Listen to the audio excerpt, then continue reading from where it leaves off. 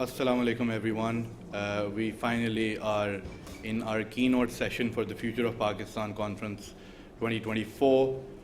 We are honored to host Justice Athar Minallah at the London School of Economics and Political Science. Justice Athar is one of the pioneers of constitutional law and judicial reform in Pakistan. He currently serves as the Justice of the Supreme Court, for which he is in that position since 2022. Prior to this, Justice Minallah was the Chief Justice of the Islamabad High Court, to which he was elevated in 2018. Justice Athar has authored judgments and dissents in critical decisions made by the higher judiciary with regards to the constitutional crisis of the last few years. Before becoming a judge, he took part in the lawyers' movement of 2007 against President Musharraf's military rule. We are honored to be hosting Justice Athar Minallah at the conference to talk about unpacking Pakistan's constitutional crisis, the role of the Supreme Court. Today's session will be moderated by Mustafa Hiraj, who was a 3-time president of the LSESU Pakistan Development Society. He has finally graduated, but he's still here with us to help us in every capacity. Moreover, he has also served as the judicial law clerk for the Supreme Court of Pakistan, which he undertook while he was studying full-time at LSE. And moreover, he's also been an integral part of the Law Society at the London School of Economics. With that, I'll leave it to Mustafa to start the discussion. Thank you, Zeerak, for the kind introduction. It has rightly been pointed out that the agenda for our session today is indeed a very important one. And I think it would not be unreasonable for us to assume that Pakistan is currently going through a constitutional crisis. The Supreme Court has rendered a few judgments in recent times that, at least in the eyes of the public, seem to perceive as controversial, especially since the court has delved sort of into the political sphere. Let me just retrace some of the key moments over the past 2 years that one can identify that have contributed to this constitutional crisis before I invite Justice Minallah to make his opening remarks. We saw the dissolution of the National Assembly following a ruling issued by the Deputy Speaker in 2022.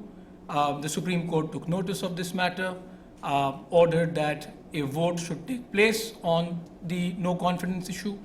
An elected Prime Minister was ousted via this constitutional measure of a vote of no confidence, following which, a few months down the line, we saw the Supreme Court yet again having to intervene with another Deputy Speaker ruling in one of the provinces pertaining to the election of a Chief Minister. Let us fast forward a bit. We come to January 2023, where provincial assemblies in 2 provinces were dissolved with the assumption that there would be elections held in those 2 provinces within the time frame that is prescribed in the Constitution of 90 days. So just sort of retracing these events that we have seen the Supreme Court intervene in, take part in, and having gotten to this current constitutional crisis, I think the aim is to try and unpack the current constitutional crisis by assessing how the country has gotten to this point and what lessons, if any, the past teaches us about a better way forward.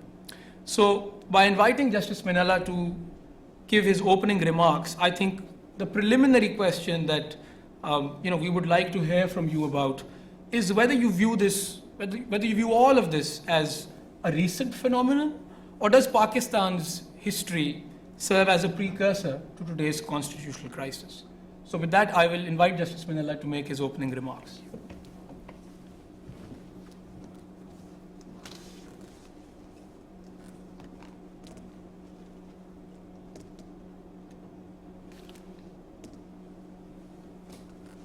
Thank you so much, Mustafa. Ladies and gentlemen, it's a very difficult topic for a judge of the Supreme Court. It's difficult, especially when you are tasked to unpack the constitutional crisis. Mustafa started with last 2 years, but in order to understand the constitutional crisis or the current constitutional crisis, we need to go back, and we'll have to go through the constitutional history to properly appreciate as to what has happened. So I thought that I'll be only speaking, but Mustafa told me that there will be a session as well. I welcome that. Ladies and gentlemen, I extend my gratitude to the Pakistan Development Society for giving me an opportunity to be part of today's discourse on the most important issue of the constitutional crisis and the role of the Supreme Court. I realized that I would be speaking before an audience, most of whom would be young and preparing themselves to take the baton from our generation to shape the future of Pakistan. It is an honor and a privilege.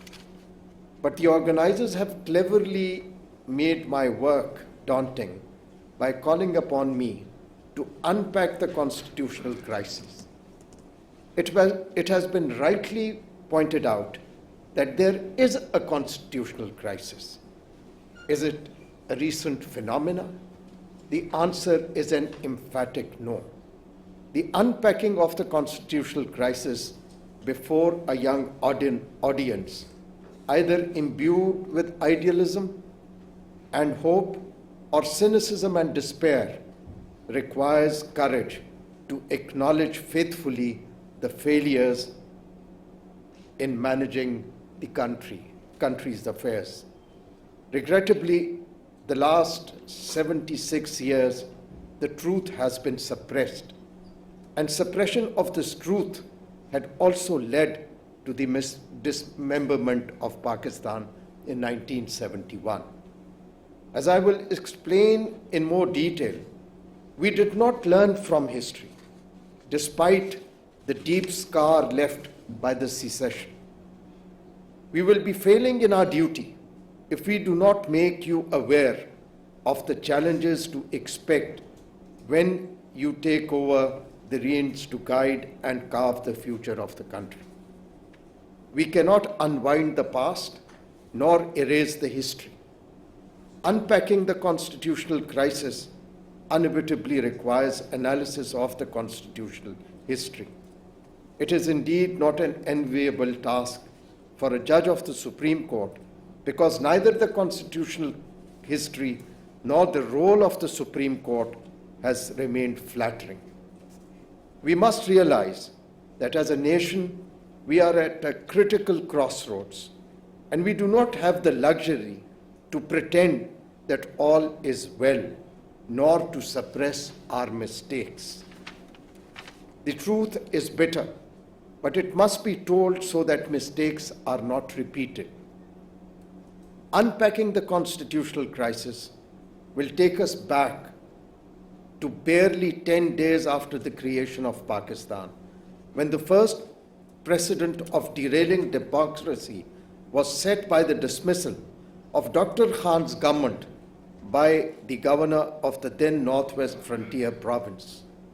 On 22nd August 1947, the dismissal of a government which had a clear majority was followed by the suppression of dissent when more than 600 peaceful protesters of Khudai Khidmatgars were gunned down in Babra, and very few of Pakistanis are aware of this. This precedent was the beginning of a long, dark saga of constitutional crisis, which has perpetuated unabated for the past 76 years. The formative years were critical because they were to decisively shape the destiny of the new nation. Ironically, the opportunity was lost. The most credible account of the events and causes that facilitated the derailment of constitutionalism has been eloquently recorded by the late Air Marshal Athar Khan in his book titled we have learned nothing from history. And indeed, a very, very appropriate title given to his book. And I quote from his book.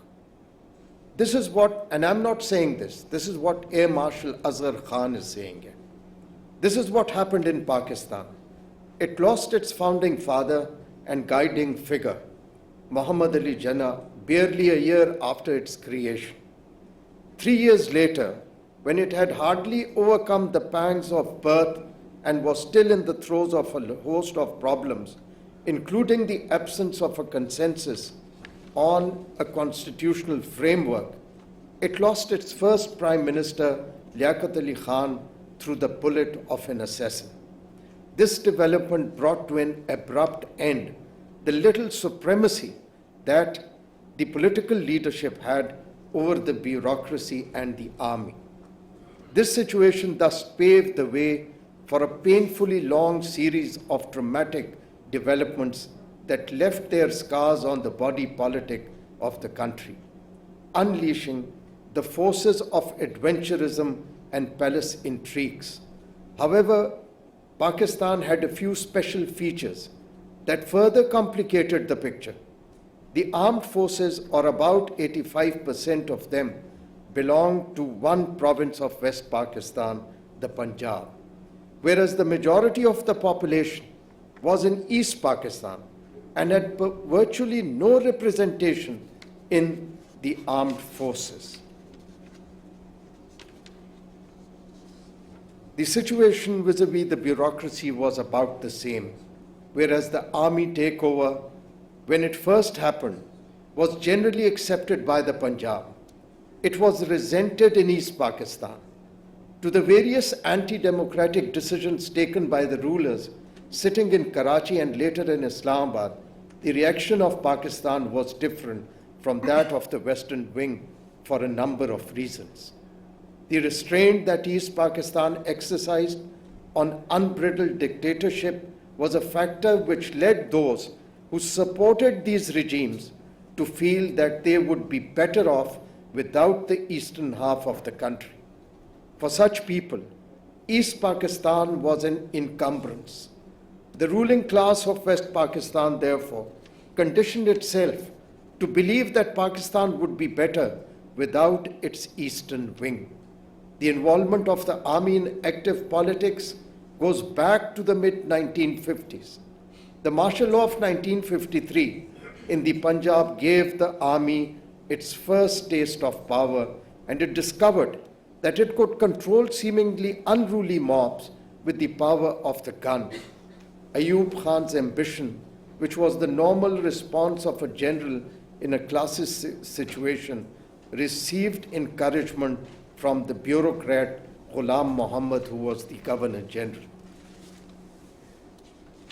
And he further writes, the bureaucracy military collaboration was thus total and complementary. Despite their rivalries, both needed each other. The bureaucracy wanted the military to lend its support, while the latter sought the skilled and adroit assistance of the former in elbowing out the professional politicians who were relegated to the status of junior partners. It was therefore not surprising that a half-dumb, half-paralyzed Ghulam Muhammad ruled the country for more than a year. That the generals deemed it necessary to mold the national politics to suit their whims and interests is evident from a significant development of those days. A large number of politicians, most of whom claim to have worked for the freedom movement, allow themselves to be used as puppets by the bureaucracy military clique only to share as junior partners. This was the account given by Air Marshal Azhar Khan. Ladies and gentlemen, the mindset of the ruling elites described by the Air Marshal was affirmed by the former Chief Justice, Muhammad Munir, who had upheld the dismissal of the Constituent Assembly and had legitimized its consequences through anti-democratic theories of legal technicality and by contriving the doctrine of necessity, later legitimized the first martial law through the doctrine of coup d'etat legality, and then after retirement served the legitimized usurper as a member of his cabinet. He had the audacity to describe the then mindset in the book titled Jinnah to Zia, and I again quote from his book. And this is what Justice Munir is saying. And mind you, he is referring to 1962. It is not 1971. When in 1962, I joined Ayub's cabinet for a short time, I found that no constructive work was being done by the Assembly. Every day was spent in listening to the long speeches of East Pakistan members of exploitation of East Pakistan and the stepmotherly treatment of that province. Ayub used to listen to these speeches on the radio and was bored with what was happening, as none of the ministers or members of the Assembly, whether from East Pakistan or West Pakistan, rose to rebut these allegations. I spoke to Ayub and suggested that there could be no fusion or common goal between the two provinces, and asked him whether it would not be better that instead of putting up with this nonsense, to ask East Pakistan to take their affairs in their own hands. He suggested to me that I should talk about it to some influential leader from East Pakistan. One day, while I was talking to Mr. Ramizuddin, who had been a minister in Bengal or East Pakistan, I broached the matter to him. His reply was prompt and straight. He asked me whether I was suggesting secession. I said yes, as something like it or a confederation or more autonomy. He said, look here, we are the majority province and it is for the minority province to secede because we are Pakistan. Ladies and gentlemen, these facts have been stated by those who were not just witnesses of the brewing of the constitutional crisis, but were also part of the clique that ruled the country in its formative years. The secession had become inevitable a decade before it had become a reality. Justice Munir, according to his own admission, was rebuked by the then patriotic politicians belonging to East Pakistan when something similar to secession was suggested to them. In 1971, the constitutional crisis created by the ruling elite had dismembered Pakistan, and at that darkest moment, the reins of power were held by another legitimized usurper, General Agha Muhammad Yahya Khan. It was inconceivable that lessons would not be learned from the worst that could have happened to a nation, the secession of the country. However, the civilian political leadership realized the need to set out a workable framework for governing the country, and in 1973, they displayed political wisdom by agreeing to promulgate the Constitution of the Islamic Republic of Pakistan. The foundational principle of the Constitution was civilian supremacy and the political right of the people to participate in the governance of the country through their chosen representatives. The Constitution was to be supreme law. It guaranteed freedoms and rights to the people and bestowed public powers upon the government and public office holders to enable them to fulfill their duty of protecting those rights. The public power could only be exercised to enable the people to enjoy their freedoms and guaranteed rights. At this juncture, The provisional constitutional orders issued by General Yahya Khan were declared to be of no legal validity by the Supreme Court in Asma Jilani's case. And this landmark verdict had preceded the promulgation of the Constitution. It was believed that the usurpers must have learnt a lesson, but it did not happen.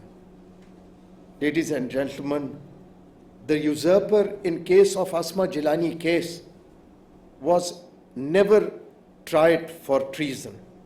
The Asma Jilani judgment was handed down in March 1972, and it was followed by the promulgation of the Constitution on April 12, 1973. Article 6 defined the offense of high treason, which was made punishable by death or imprisonment for life. Did it create a deterrence or bring the constitutional crisis to an end? This was answered by the former Chief Justice Muhammad Munir in his memoirs in these words: "But despite Asma Jilani, martial law came twice, and we are still under martial law. No judgment of a court of law has ever prevented future changes in the society or the coming fortunes or misfortunes of a country." On July 5, 1977, less than 5 years from handing down of the judgment in the Asma Jahangir case, another usurper, General Ziaul Haq, abrogated the Constitution. The judges of the Supreme Court regrettably preferred to become collaborators of the usurper by purportedly legitimizing the high treason and declaring it as a revolution and a new order through the judgment in the Begum Nusrat Bhutto case. He was also given the power to amend the Constitution. Justice Turab Patel, who was also a member of the bench, later lamented giving the Chief Martial Law Administrator the power to amend the Constitution. The unconstitutionally deposed elected Prime Minister was sent to the gallows, and later one of the judges on the bench publicly admitted that his conviction and his sentence was because the judges were influenced. The fairness of the trial and subsequent dismissal of the appeal by the Supreme Court remains questionable. Borrowing the words of Muhammad Yaqub Ali Judge, as he had stated in the Asma Jilani case, an omnipotent sovereign ruled over the recipients of the delegated sovereignty. The people, in a similar manner as alien commander who has conquered a country, and his will alone regulates the conduct and behavior of the subjugated populace. On October 12, 1999, yet another usurper, General Pervez Musharraf, abrogated the Constitution, and all the judges of the Supreme Court, except 5, preferred to collaborate by purportedly legitimizing his act of high treason through the Sayyid Zafar Ali Shah case. No one was tried for the offense of high treason. On November 3, 2007, the legitimized usurper, who was legitimized by the Supreme Court, struck the very institution which had granted legitimacy to his action of abrogating the Constitution. Some judges were detained, while others preferred to violate their oath by swearing allegiance to the already legitimized usurper. The historic lawyers' movement inspired the people, and the actions were reversed. The judges were restored, but I have no hesitation in acknowledging that the role of the restored judiciary in encroaching upon the domain of the legislature and the executive was contrary to the aims and purpose of the historic lawyers' movement. The Parliament's authority and democratic principles were undermined, and civil supremacy was eroded. Belatedly, the legitimized usurper alone was tried but not his collaborators. The Supreme Court was perceived to have been involved in political engineering prior to the general elections of 2018, which led to the formation of a weak civilian government, and it could not last for more than 3 years. The period manifested a distinct form of constitutional crisis. The governance was perceived as hybrid in nature, that is, jointly managed by the elected representatives and the hierarchy of the army, a fact later publicly affirmed by the then Prime Minister. The Leader of the House refused to acknowledge the legitimacy of the Leader of the Opposition. In order to frustrate the vote of no confidence, the Deputy Speaker attempted to dissolve the National Assembly. The Supreme Court intervened by taking suo motu notice, and subsequently the vote of confidence went through, pursuant to the unanimous judgment of the Supreme Court.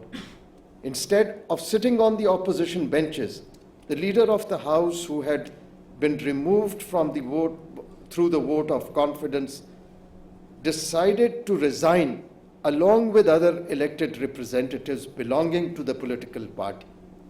The constitutional crisis was aggravated when 2 provincial legislatures were prematurely dissolved pursuant to the decision taken by the political party.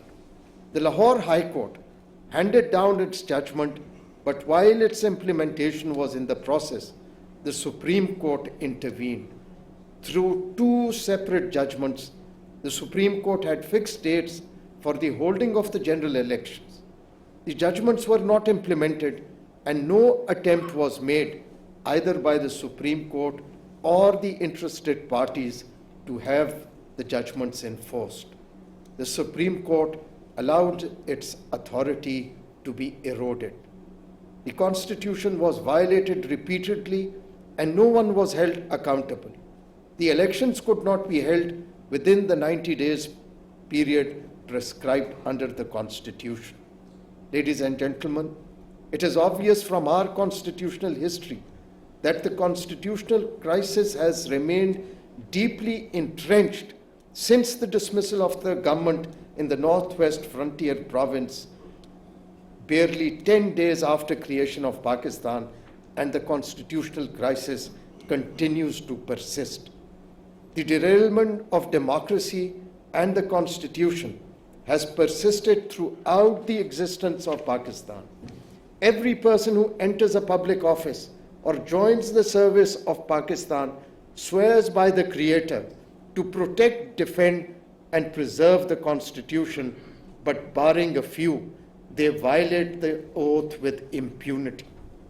The apparent impunity for the perpetrators for committing serious violations of the Constitution and the guaranteed rights of the people through oppressive, arbitrary, and unconstitutional abuse or transgression of public powers has remained entrenched in more than 70 years of our constitutional history, and it has carried on till this day. The memoirs of the judges who have served the institution and the judgments of the Supreme Court manifest that violating the oath or legitimizing and the abrogation of the supreme law has never been treated as a sin. If the oath had been recognized as a solemn commitment with the Creator and the people of Pakistan, no one would have dared to violate the Constitution nor deprive citizens of their constitutional rights.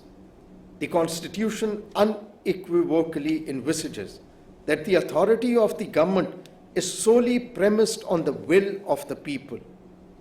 The Constitution, which is the supreme law of the land, sets out the fundamental rules and principles agreed upon by the people of Pakistan and describes how the state is to be governed. It describes the relationship between the state and its people. The edifice of the Constitution stands on the principles of democracy, freedom, and equality. The soul and foundation of the scheme of the Constitution is the declaration by the framers of the Constitution that a state shall exercise its powers and authority through the chosen representatives. The sole foundational principle, ladies and gentlemen, of the Constitution is civilian supremacy, which was lost in the initial years. The role of the Supreme Court in facilitating the derailment of democracy and the Constitution is indefensible. The absence of civil supremacy has created a persistent tension, and the Constitution has been subverted since the country has not been governed thereunder. The political leaderships raise voices in support of restoring civil supremacy only when they are not in power. But when in power, they willingly allow the Constitution to be subverted with impunity by compromising civilian supremacy. Rule of law is eroded when the country is not governed under the Constitution. The constitutional crisis will continue till the Constitution is made workable by restoring its foundational principle of civil supremacy. Democracy would not have been derailed, and the usurpers would not have ruled for half of the nation's history if they were not legitimized by the Supreme Court, nor would the people have suffered. The governance of the country for the last 76 years has been a hostage to the doctrines conceived by individuals who were trained in the art of war. These doctrines gave us and the people of Pakistan the culture of drugs, Kalashnikovs, violence, and terrorism. They changed the moral fabric of our society. Pride was taken in adopting the despicable phenomena of enforced disappearances as a state policy. The governance based on doctrines has made 95 million citizens to suffer by living below the poverty line. A ticking bomb of population growth threatens the country.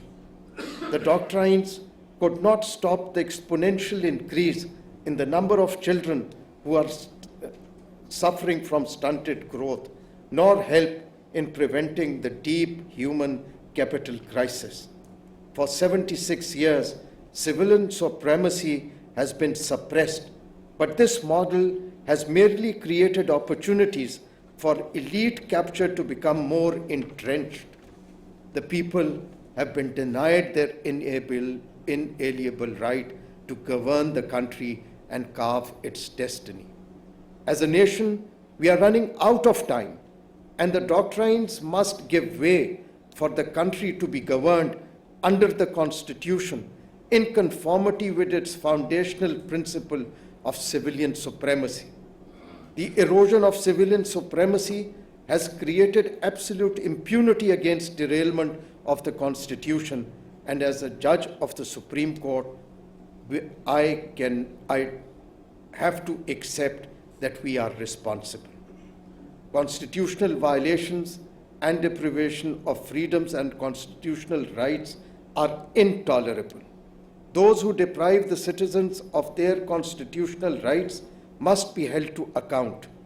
The panacea to the miseries and hardships faced by the people of Pakistan solely rests on upholding the Constitution and making the authorities answerable for the wrongful exercise of public power and transgression. It is inviolable duty to put an end to the impunity for violating the Constitution and deprivation of constitutional rights. No one, not even the judges, are above the law or immune from being held accountable. The ruling elites have experimented and have governed the country for 76 years by adopting different modes from dictatorships to hybrid models. But what they have not tried or allowed to at least be tried, that they have not given the people a chance to rule and govern by and under the Constitution. History beseeches us that our ruling elites must now accept that a Pakistan governed in violation of democratic constitutionalism expressly envisaged under the Constitution will only perpetuate the constitutional crisis and inevitably further add to the instability and erosion of rule of law. Refusing to acknowledge the reality is no more an option. But I am optimistic. I am optimistic because the youth, the younger generation, they can put an end to this impunity. They can put an end. They are not just the hope, but they are an assurance that Pakistan will attain its status that it deserves in the comity of nations. And with this positive note, and with the hope and expectation that while we have failed, I have put before this younger crowd all that what we have done, I cannot defend it. But you are the hope and you are the assurance. And that is why everyone is trying to somehow address the youth, because they are aware that almost more than half, 40% of the registered voters in Pakistan are below 35 years of age. Thank you so much, ladies and gentlemen.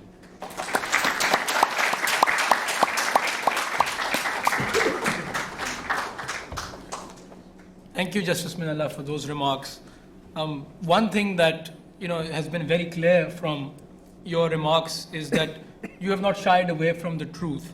Rather, you have been very blunt in admitting failure on part of your institution over the past 76 years.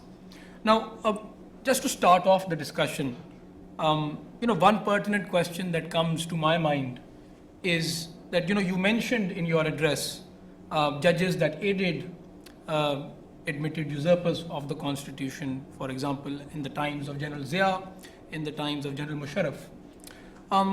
And of course, like you said, that those who were complicit in aiding these people were not tried.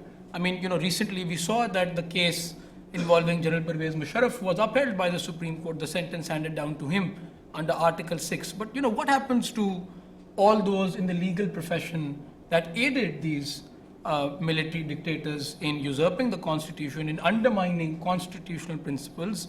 And okay, it is very easy for us to sit here and point to figures like Justice Munir, because they have talked about how they were part of this crisis, how they contributed to it. And that is in times of martial law. We can point to history and we can criticize these figures. Yes, no action was taken against them either. But I think just furthering this a bit, the ultimate question is, what happens in times when there is no martial law? And yet we see agendas of undemocratic forces aided from within the judiciary, from within the legal profession. Will judges ever be held accountable for something like this? A simple answer to this is that yes, they ought to be held accountable. I'm at least very clear that if the judges do not become collaborators, then the other ruling elites, they would be extremely helpless. They can then remove all the judges, but that is not that easy. The difficulty, speaking for myself, the problem that an independent judge faces in Pakistan is when the society at large or the colleagues, they fall in line to the de facto regime of de facto dictats. A judge is extremely vulnerable in such an environment. vulnerable in the sense that, I mean, no judge has the privacy.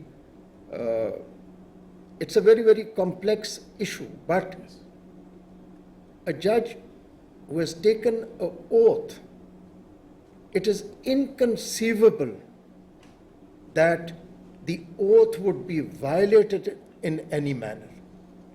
But when the society at large or the most people within the institution, they fall in line with the forces that you have referred to, that then has a very, very adverse effect, not only generally on that institution, because it takes away its courage, its determination, and the institutions become timid. And that is what happened throughout these 76 years. But there can be no justification for that. Yes, regrettably, the judiciary has not been the facilitator only. It has been a part of that elite club that has ruled the country. So, every one of that elite club, since there's elite capture, there is no accountability of the elite unless there is civilian supremacy. And I only give you example of 3 countries, you see. We should compare ourselves to those 3 countries. First of all, I read out what Air Marshal Asghar Khan and Justice Munir, and that was when the martial law of Ayub Khan or his term was at its peak. They thought of East Pakistan, which was in majority, as an encumbrance, as a liability. And today, Bangladesh, you see, I mean, it's very embarrassing to compare yourself to him. And that's a reality. But what is the difference? Why have they achieved the economic progress? They also have sham elections. They also have, reportedly corruption. But one thing that is different is they have civilian supremacy. And they are not at war with anyone. The next, take the example of Vietnam, Indonesia. They all have achieved it through that route. So, I mean, it is for us. I mean, this elite capture has to come to an end. And I don't know, in 9 judgments that I have authored in the Islamabad High Court, I have in fact referred to the phenomena of elite capture as being one of the major reasons for there being no rule of law in the country. Right, so you mentioned when giving one of the examples of a country we should look towards. Sorry, I'll only add to this. When I was writing my note in the election matter, so this was a question I posed to myself, that why is there an impunity? There can't be a more heinous offense than Article 6, you see, or violating the Constitution. But no one has ever held accountable. But for the first time, and I must admire those who had framed the Constitution, that though in public law is this concept of public tort, they have in fact made it as a part of the Constitution. And the Constitution was promulgated in 1976. It was the first judgment, you see, that acknowledged that this is what is part of the Constitution. Right. So any citizen, and that is also a form of accountability. Now, just to give you an example, I mean, there can be other forms as well. It can also, the accountability can come from the people, from the society. Like, shame any judge who violates the law, who violates his or her oath. That is also an accountability. Public tort is an accountability. Article 6 is, in my opinion, for a major, like, abrogation of the Constitution, but there are other ways of accountability as well. But yes, we should be the first ones to be made accountable. Right. So what I was going to actually ask you, and I'm going to quote what you just said when giving the example of Bangladesh. You said that Bangladesh also apparently has sham elections. So that sort of implies that maybe there has been, and you've not shied away from the truth when you've traced Pakistan's political history, and you talk about the need for true civilian supremacy. So when we look at Pakistan's elections, I mean, people are going to be voting in the general elections, which is less than a week away from today. And we saw that you had authored, you were part of the bench that had decided that this would be the date as rightly appointed by the president for February the 8th. But and quoting one of your judgments in the case of Imran Ahmed Khan Niazi and Makhdoom Shah Mahmood Qureshi versus the state, popularly referred to as the Cypher case, you wrote an additional note in the bail matter of those two individuals, where you talked about the need for genuine elections, and you talked about how it is the ultimate expression of political will is the people. And you ended your note also with this example that it is the young generation that must change Pakistan and will shape Pakistan's future. But also in that note, you said that a particular party was denied equal treatment in 2018, as it seemed. Do you see parallels to 2018 with respect to next week's election? I mean, what is the role of the court in ensuring that all parties have an equal opportunity to participate in the electoral process? I mean, should there be a role of the court? And what we have seen in the last few weeks is, there has been a judgment of the Supreme Court that has deprived one political party of its electoral symbol. And one or two, I will quote both examples of our past, which I can recall, of where that had happened was in 2018, the Senate elections, a political party was deprived of its political symbol. And once more, General Zia-ul Haq had deprived the Pakistan People's Party of the sword symbol. So, you talk about the need for accountability, you ask the youth to change the future of Pakistan and play their role. But when they look towards these elections that are going to happen next week, there is very little faith in the institutions and in the system. So, how do you envisage the role of the court in ensuring a free and fair election? See, this probably a politician would have been more suitable to answer this question. As a judge, all that I can say is that I've highlighted in my note in the judgment that you have referred to, that what are the fundamental requirements that must be fulfilled so as to, for an election to qualify as a genuine election. Right. See, it's the expression genuine election. Yes. It's not just election. Yes. The elections also used to happen in Uganda during Idi Amin's period, right? They happen in other nations as well where there's no democracy. Right. But that is not enough. And you referred to, I wouldn't comment on the symbol matter because probably they still have time to file a review. And it may come before the court. It may come before the court, so it would be appropriate. But as far as, there's one of my reported judgments. You've rightly pointed out that People's Party was deprived of its election symbol by General Zia-ul Haq. Yes. So that matter somehow in 2015 came before the bench that I was heading.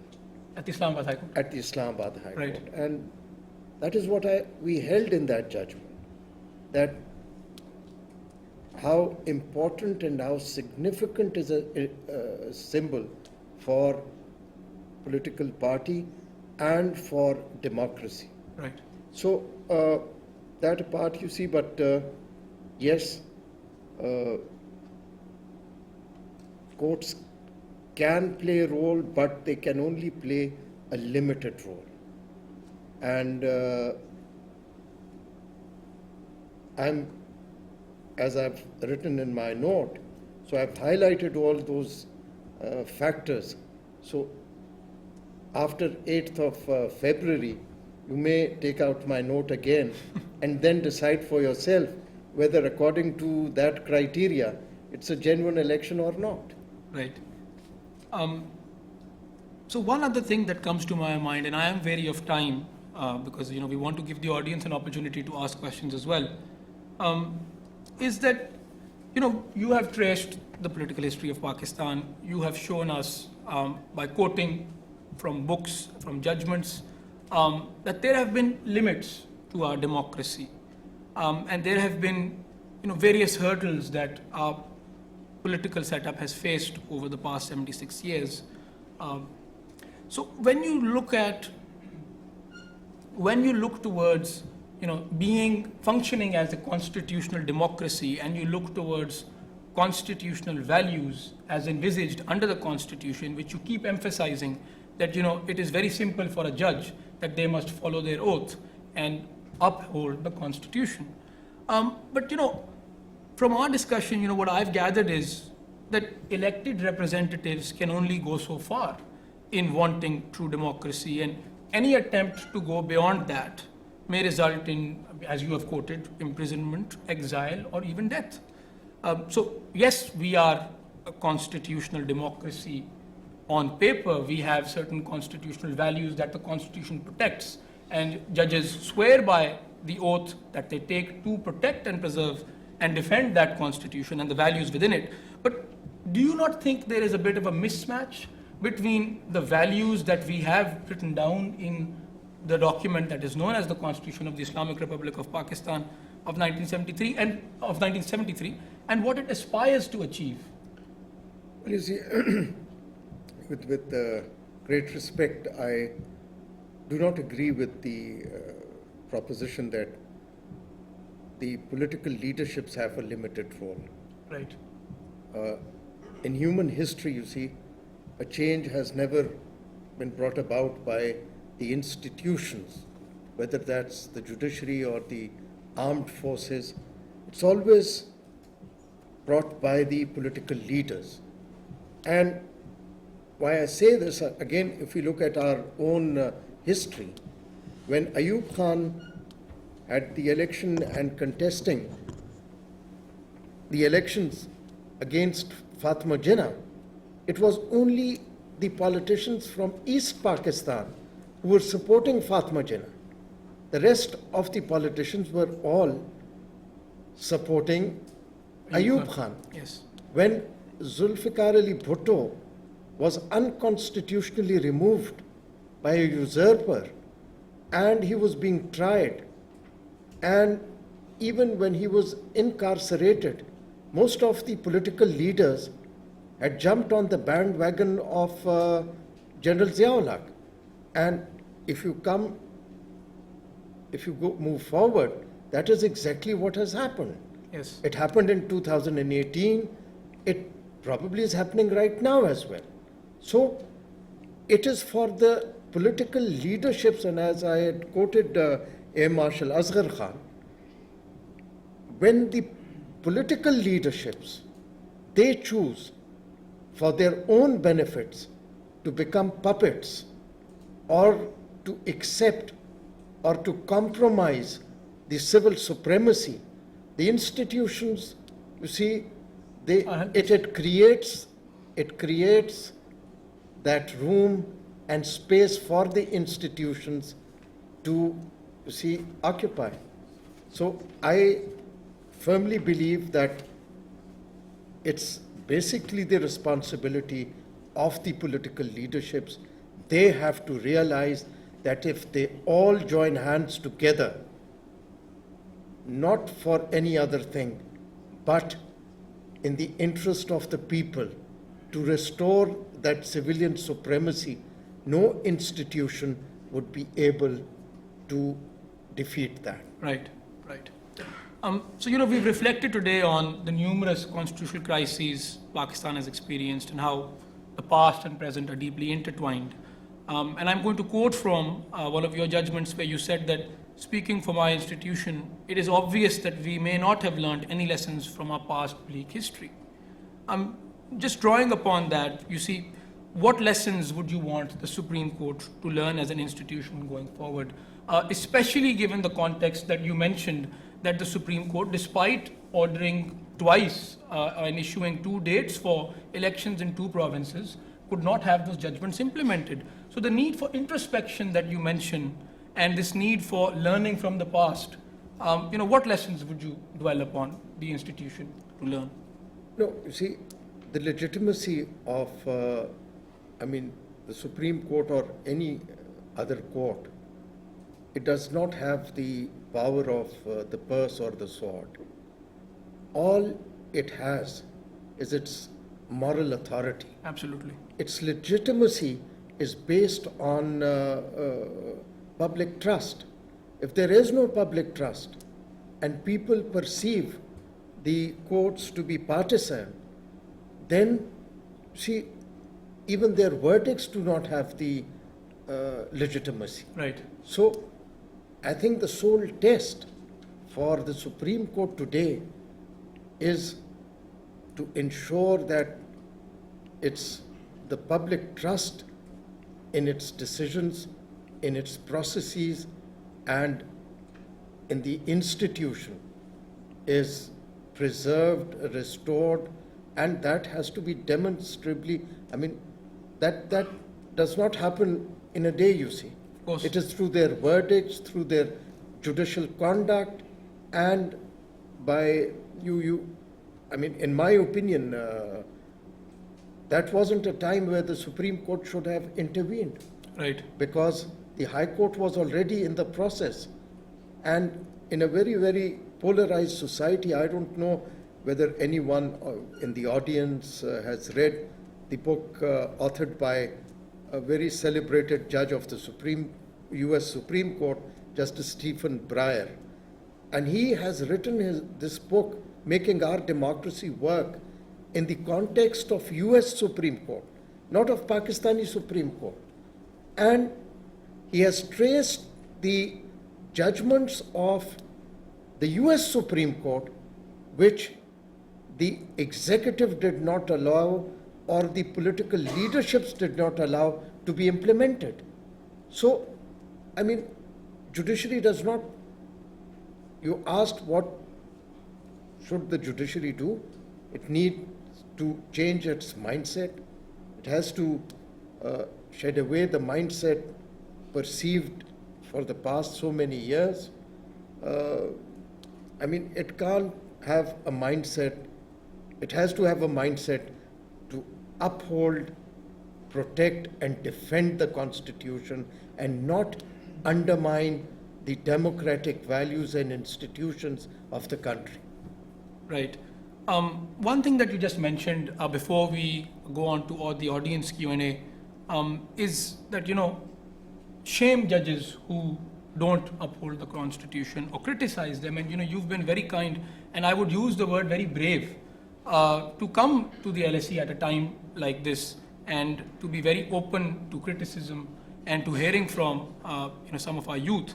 But, when we look at it as a young lawyer, when you see measures like, contempt of court being weaponized in the past, not very long ago, there are instances from 2018 or in the lead up to 2018, and then, you see measures like JITs being formed to probe who is criticizing particular judges or particular judgments. So, do you not think that puts off the youth from engaging in any sort of discourse on how you can criticize and hold accountable judges? Well, I can only speak for myself. In my 4 years as Chief Justice of Islamabad High Court, the jurisprudence developed there was not to have any restriction on freedom of expression unless it is hate speech. And I mean, I've been criticized at times. Malicious campaigns were, I mean, that is part of our job, you see. But it doesn't affect you. If a judge is confident that he's not doing anything in violation of his oath, there should be no worry at all. Right. So, and it is, as I said, freedom of expression is so important for us. Absolutely. That I believe that we lost half of the country because the expression was suppressed. Yes. People in West Pakistan did not know what was actually happening in East Pakistan.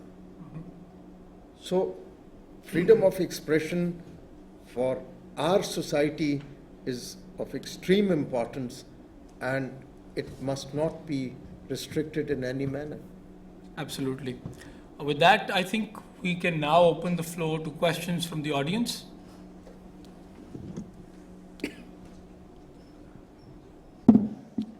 Let's start. Let's take 2 or 3 questions so they can, in the interest of time. So let's start with the gentleman over here, followed by the gentleman over there,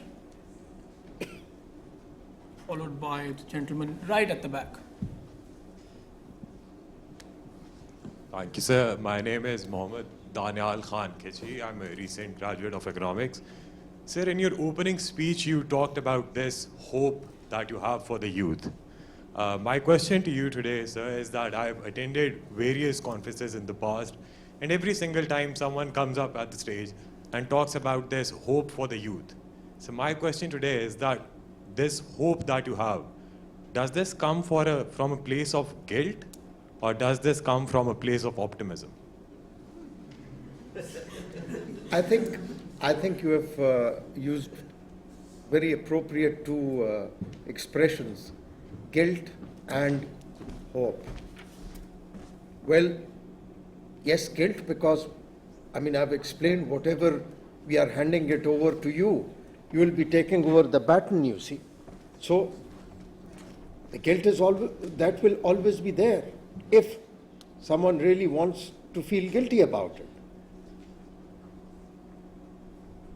The hope is optimism, and I base that optimism on, I have evidence for that. When I go to my village, I can feel for the first time that the youth is an informed youth, you see. They live in an age where it's an age of technology, of information. There may be disinformation as well, but their political consciousness is far more than what used to be.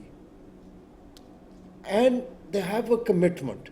They also have the courage, you see, to speak up. Probably in Pakistan, this is the second time that this change has taken place.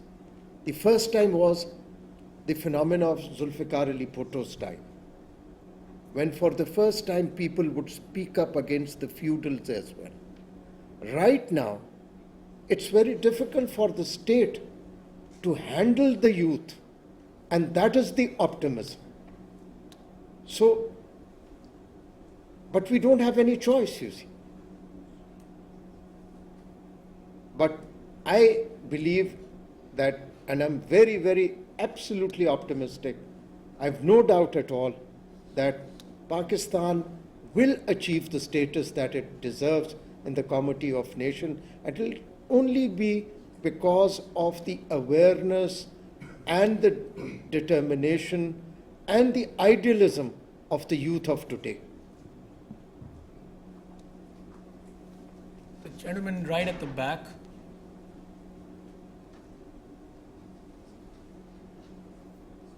Right at the back, last row.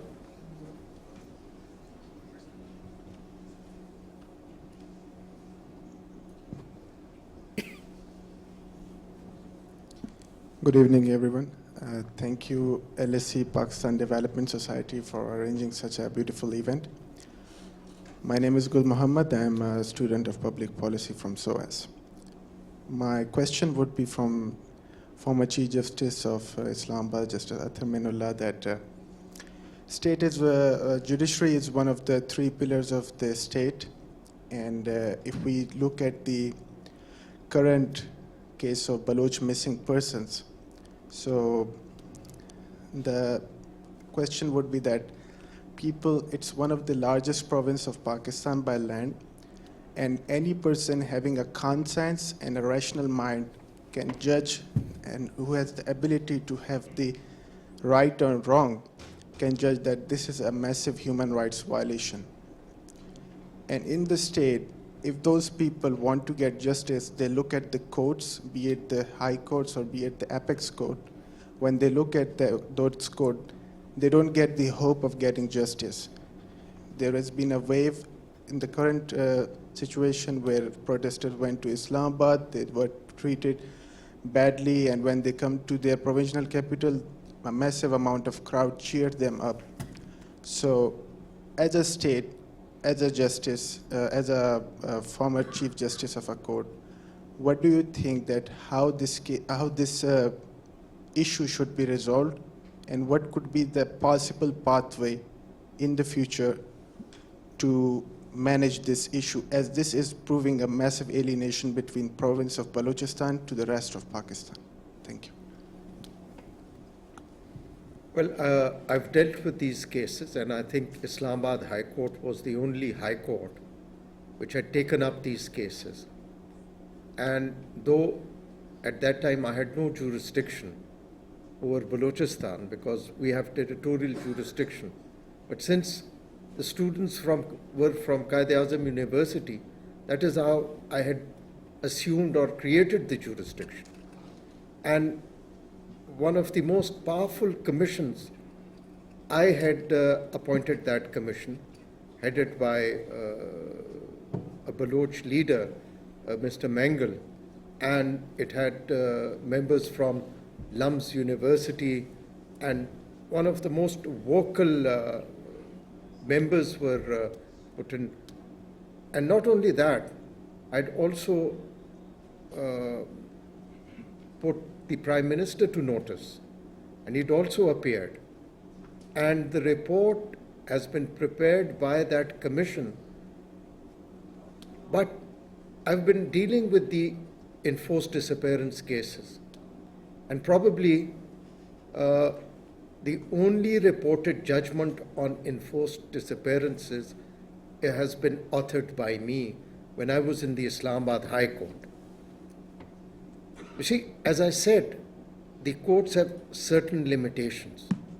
But in my opinion, this is a political issue. It is a responsibility of the political leaders. The Prime Minister, see, again, it is regrettable that, they all are elected representatives. We have great respect for them. But when they are in power, they pretend as if they are the ones who are exercising power.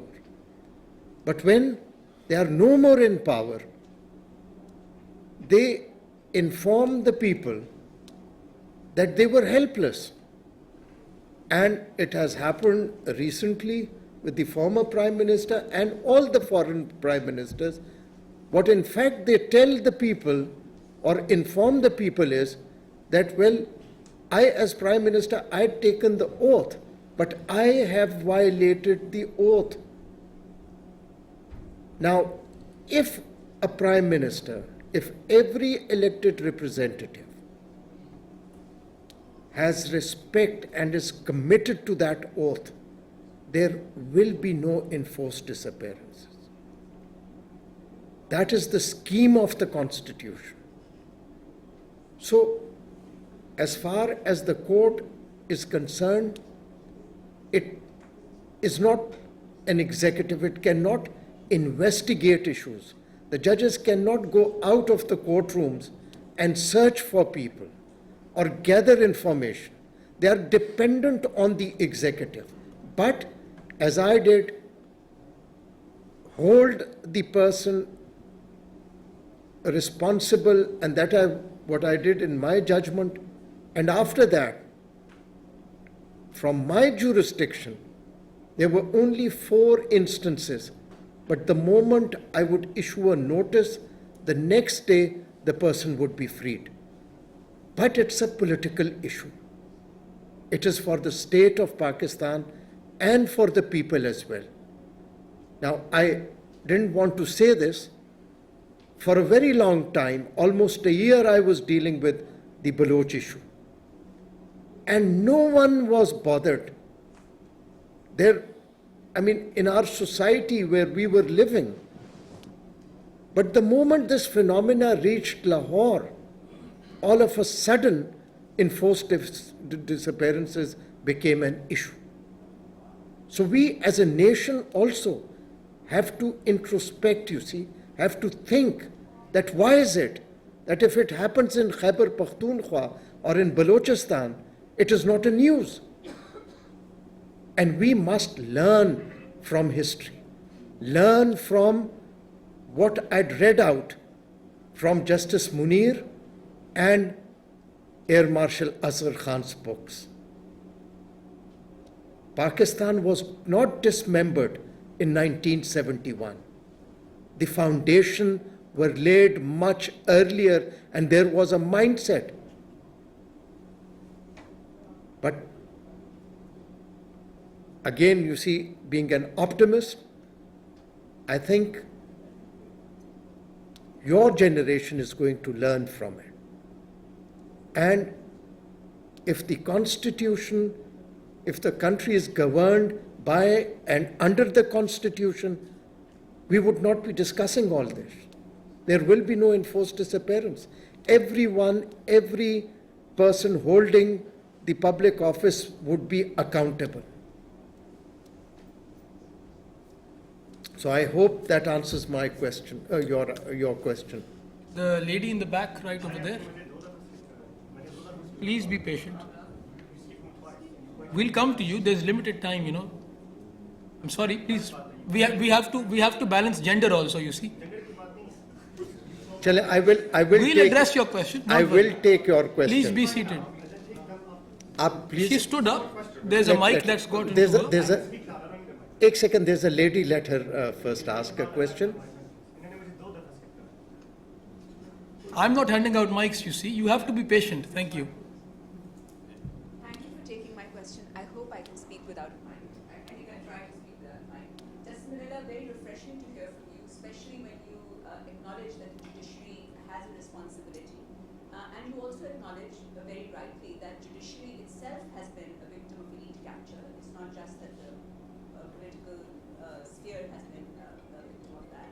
So my question really is that what can the judiciary do? I'm bringing you back from the political to the legal realm, and asking you as a lawyer from Pakistan as well, that what can the judiciary do to remedy its own elite capture? I think I can identify 3 areas where I would like to hear your opinion.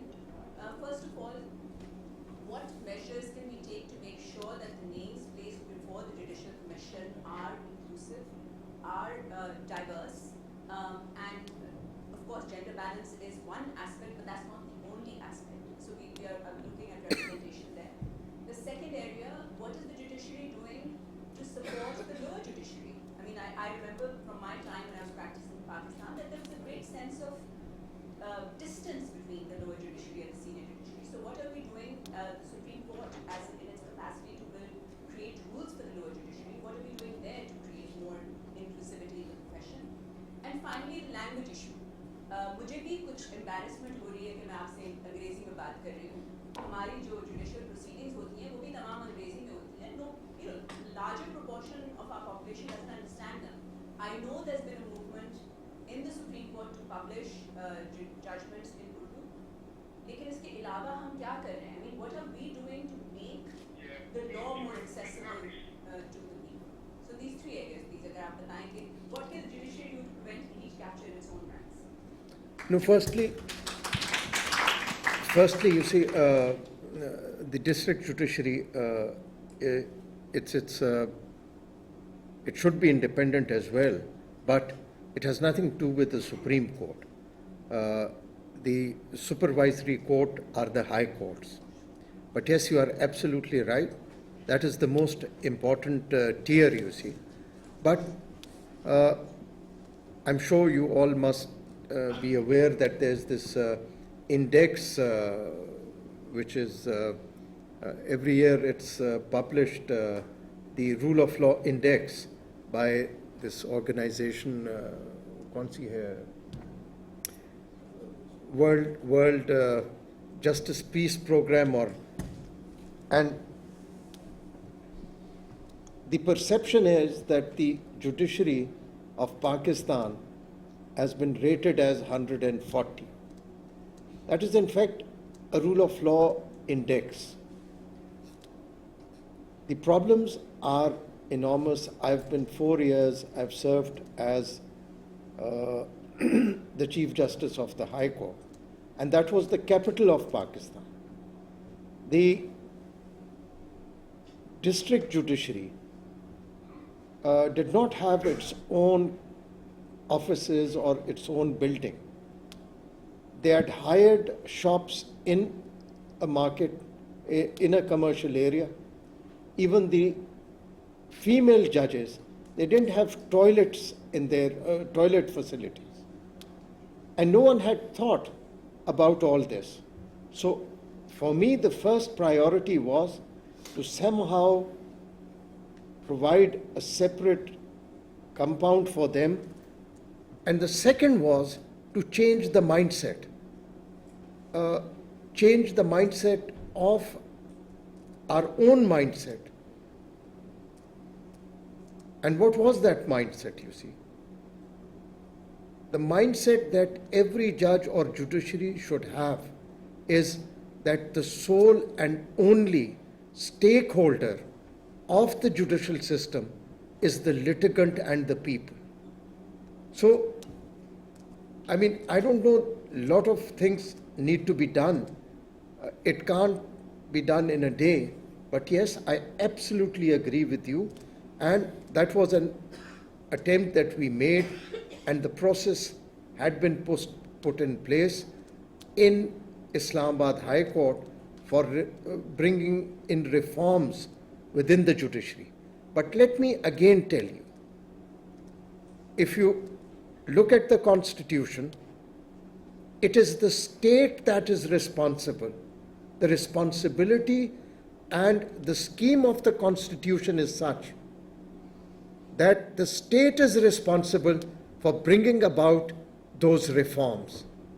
And the state includes the parliament, the president, the federal government, because they can change the laws. They have the time to bring in that reform. Expecting from judges, you see, who are faced with, I mean, they are doing it, but if you look at the Constitution, it is not their responsibility. Their responsibility is to attend to the backlog that they have, and the backlog that they have is mainly because of the governance issues. If the Revenue Department was working, if the police force was working, if the civilian institutions were functional, there would not have been so many disputes and the courts would not have been overburdened. So, while I agree with you, I think the only model that was put in place and is still there, and judges like Justice Babar Sattar, they are now working on it. It's, in fact, collaboration between the state and the judiciary. That is how we had established that project. Let's go to the gentleman over there.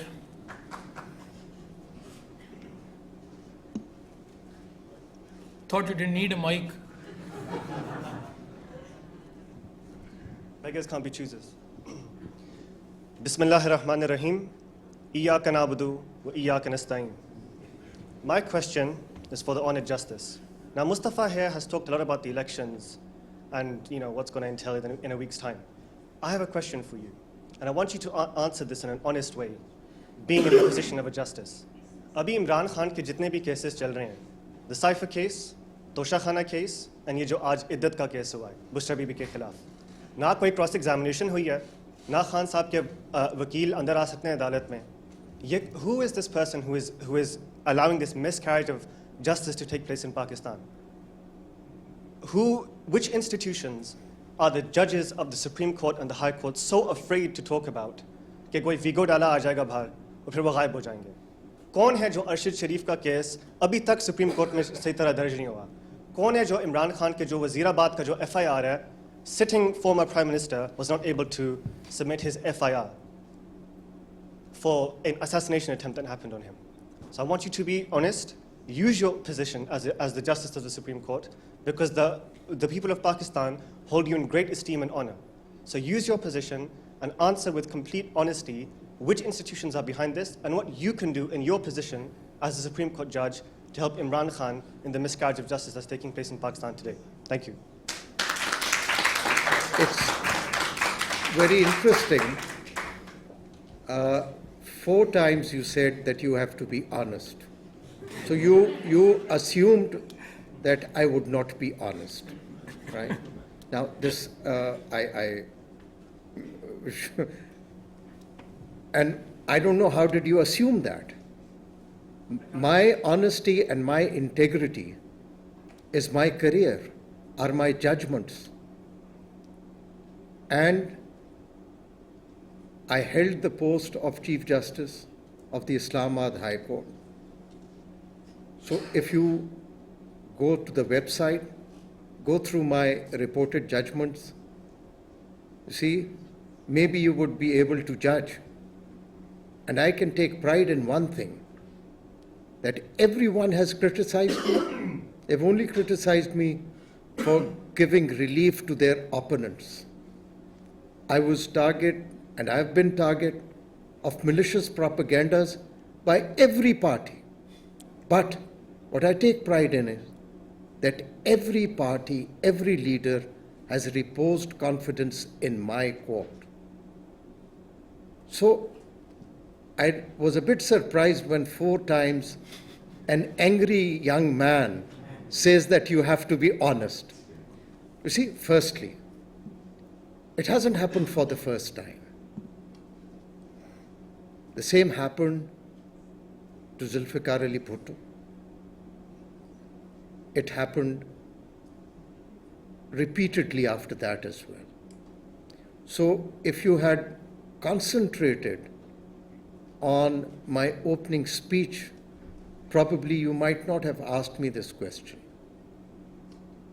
So again, you see, for me, right now, the appeals would be coming to my court, and the appeals would be, probably they would be in the process of filing the appeals. So that honest opinion, if the matter comes to me and comes to my court, then you can judge whether my judgment is honest or not. But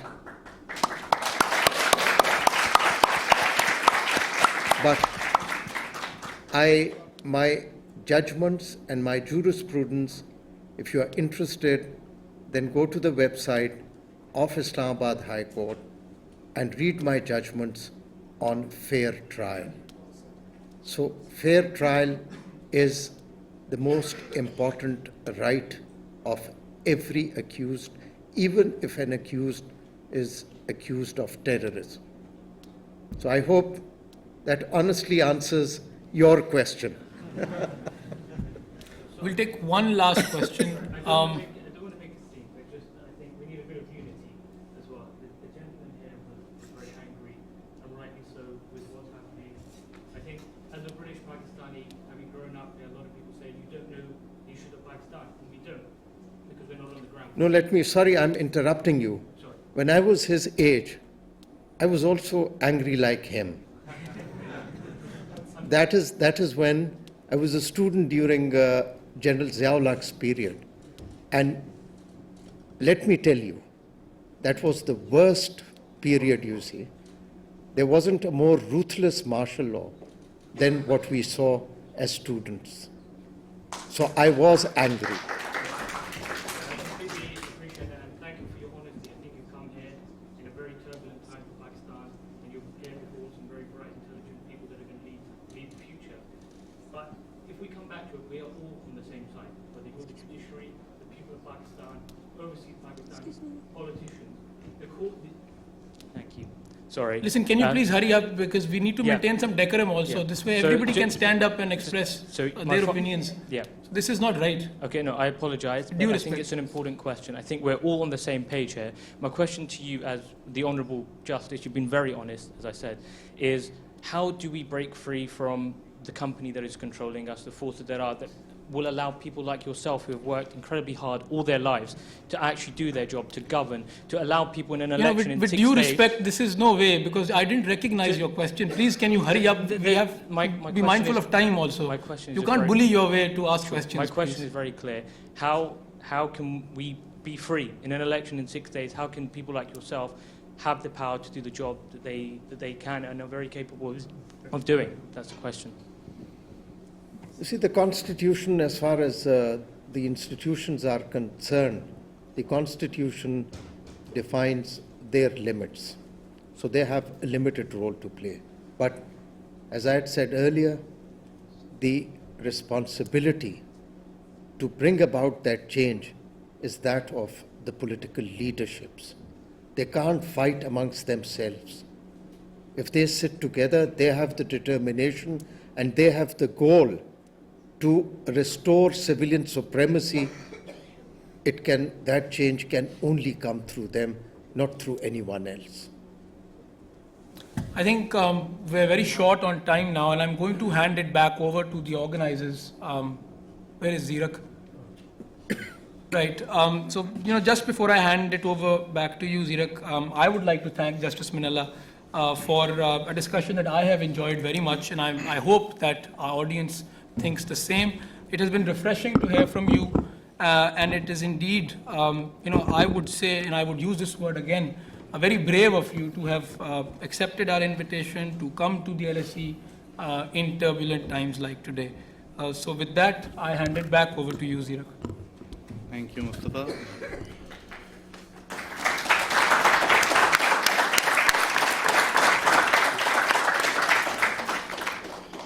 Justice Athar Minallah, Governor Zubair Umar, Editor Raza Rumi, Dr. Farzana Sheikh, Professor Adil, Norez, Hamza, Mustafa, and most importantly, everyone else in attendance. Thank you for letting us make sure that the Future of Pakistan Conference 2024 is a reality.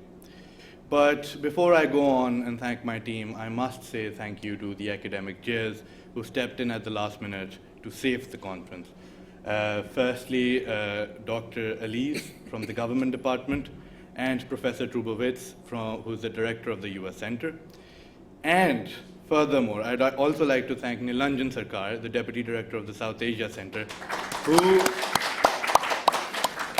has never asked for anything in return and has always been there, help students out, because he's someone who genuinely cares about student welfare. Moreover, I'd like to thank our sponsors and people who have helped us throughout the process of organizing, the LSESU, the Pakistan High Commission, and the FEA Cafe for helping us with the catering. Now, I must mention that organizing Future of Pakistan Conference was a really tough job, and I couldn't have done it without my team. And I hope I name all of them here. Manahil, Mustafa Ali, Laiba, Yusuf, Ahmed, Samavia, Maruf, Noor, Myra, Usman, Ahmed Raza, and I apologize if I've missed someone's name. I believe the team this year was quite small and not as big as it was last year. So, I would also like to thank Afzal and Alim, who have graduated a long time ago, but still just help out because they, like me, love what the society do. And they'll always, I know, even for the future presidents, they'll always be there to help support what we end up doing. But there's one person that particularly stands out, one person who's sitting on the stage today, Mustafa Hiraj, who's been with me through the thick and thin. He was, like I say, he's my General Tika Khan. He retired, graduated last year. He's still here helping me out, steer the conference in the right direction. I remember we had a calamity on 21st of January, when on 22nd he had his SQE exam. I'm probably messing up the dates, but he was still out there to help me deal with the contingency. So thank you very much, Mustafa. I know you're one of the smartest person I've seen at LSE. And just to add one more thing before I go on to make the closing remark. Last year you said there is no fun in Park Dev without Zeerak. I must say, there is no President Zeerak without President Mustafa. Thank you.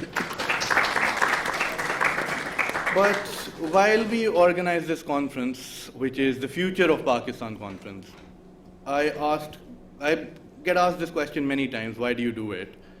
But most importantly, I've been struggling with answering this question, particularly most often recently, and it's because the future at this point seems bleak. You call your parents, they are really, really missing you, but they're like, get a job in London because we don't know what you'll do here.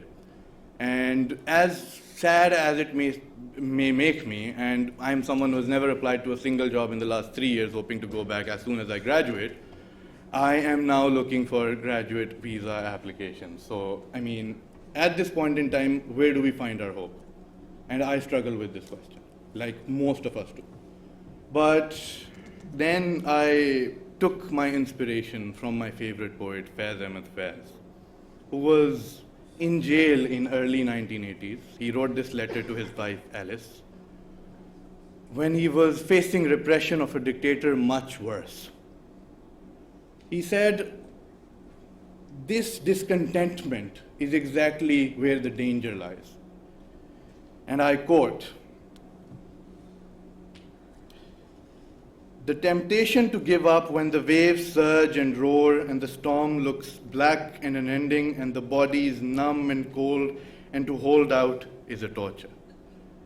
But one has to hold out, not for one's own safety, but for the sake of everything else that one holds precious and dear and sacred.